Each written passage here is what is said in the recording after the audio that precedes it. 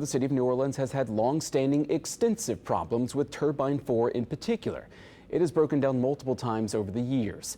WWL Louisiana investigator Katie Moore, who is also a member of the Down the Drain team, joins us now on the phone to give us more insight into the history of that turbine. Katie, we talk about Turbine 4 all the time, but why is it such a big deal in New Orleans? Well, it's a big deal because it powers a significant number of the pumping stations. And when you have that drastic of a drop-off in the amount of power that can supply to the pumps, then either you have to use those backup generators that were installed after our down the drain reports back in 2018, or you have to find an alternate source of power in order to get them going. They have to use what are called frequency changers in order to change the type of power that can feed the pumping stations using energy power that comes from the power company. So if you don't have power, you can't run the pumps. That's the bottom line. And so that's been the biggest issue that the Sewerage and Water Board has said has been happening this morning. So,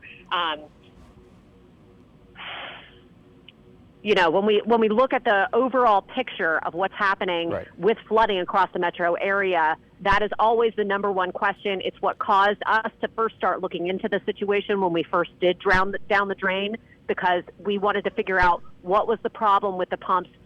Is it the pump stations not working, or is it the power? And we discovered it was, in fact, the power. Turbine 4 has been a large source of problems, a huge money drain for the Sewerage and Water Board as well. Yeah, we're talking, tens of millions of dollars just to fix the thing. What is it about the turbine, the power source here, that is the problem? So it has needed tons of repairs. The issue with the Sewerage and Water Board's drainage system is that it uses a somewhat antiquated type of power to run the pumps. It was revolutionary when the system was first designed back at the turn of the century. And that was incredible engineering. However, it has not kept up with the times. And so the type of power that comes from, say, energy and other sources of power is different from what's generated by those turbines. And those turbines can generate a ton of power to supply the pumping stations, but if they go down, the Sewerage and Water Board is often left scrambling to try and find power to sufficiently power all of those pumps that need to be operating simultaneously to keep the water out of the streets. So they've tried to repair it. They have sunk a lot of money into it over the years. There have been a lot of people calling for a drastic transformation in the power systems of the Sewerage and Water Board during that time.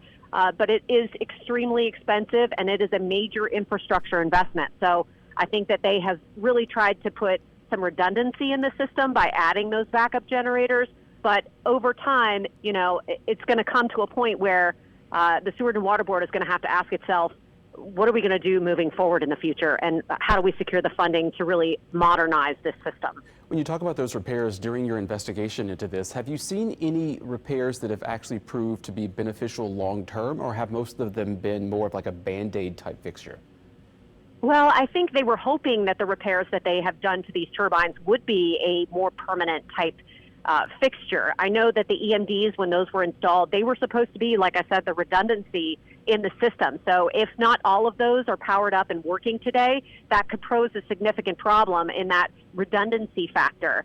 And so I think that those were meant to be a real backstop and a permanent fixture until they can, again, fully modernize the system. But in the meantime, they've had to just piece it together. And I don't think that the repairs that were done were intended to be temporary. I think they were intended to be a more permanent fix.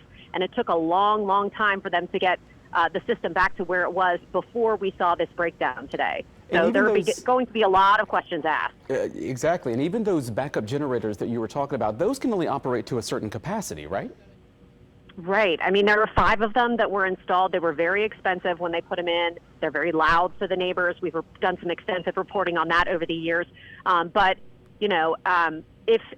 if all 5 of them are not able to work, or if they're not turned on necessarily, then that could pose a problem if the Sewerage and Water Board doesn't have enough power. And then, there's also a manpower piece of this. They have to have the staff in place in order to, say, turn on the frequency changers, which are the things that change energy power into that older, more antiquated type of power that they need to run the pumps. They use what's called a frequency changer in order to change the frequency of the power, but somebody has to turn them on.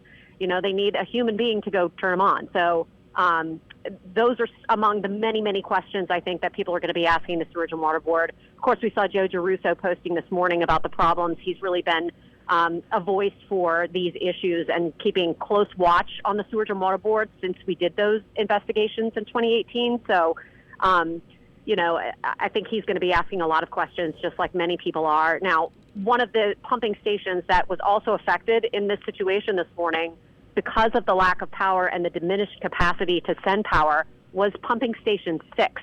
And we normally focus on Orleans Parish in these situations, but there was significant flooding in some parts of Jefferson Parish this morning as well. And pumping station 6 is that pumping station that's on the Orleans-Jefferson Parish line, and it feeds both Orleans and Jefferson parishes.